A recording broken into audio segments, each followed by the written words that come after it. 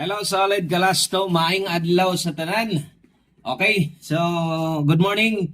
Og today, January 6, 2026 na ta, adlaw Martes. Grabe itong mga last no gahapon no. Katong gipang iuna ko nga nalantay mga bantayanan, nalay isang pakita mo hindi mo posting naagi doon tatanan ng problema.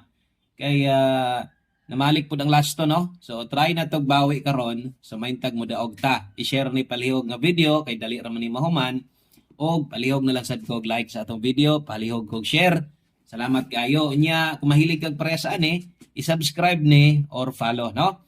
Okay? So thank you sa mga pwedeng makasupport pinagi sa ka-share. So tiwasag tan-aw at least for combination bagdo class to atong ihatag sa inyo. Naguna diha ang atoang 64. Okay, 64 ang una diha sa mga moabay sa tuang bagdok last to karon big good luck o antag big time ni basta taya igyod ay gid pag duha-duha kung mudako sa kag taya igid dako atong last to kay potential kay kasagaran atong ginahatag nga last to diri ug mapildi manggaling kasagaran ga slide lang no.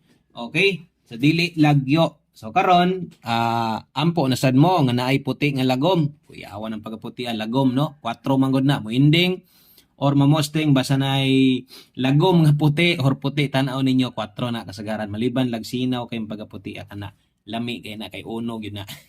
Okay, 64 ug 48 ang ikatulo na tong last to 53 nya ato nang punoon mas may nang punoon ato na diha kay mo naman itong naandan po basta i-all draw lang ni ay kalimot og bali-bali no. So kining last to ang ulahi mo ni nadag-an nato tong niagi ni target ta.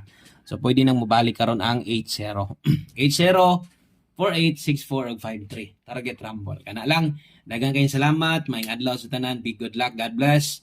I-share ni. Salamat.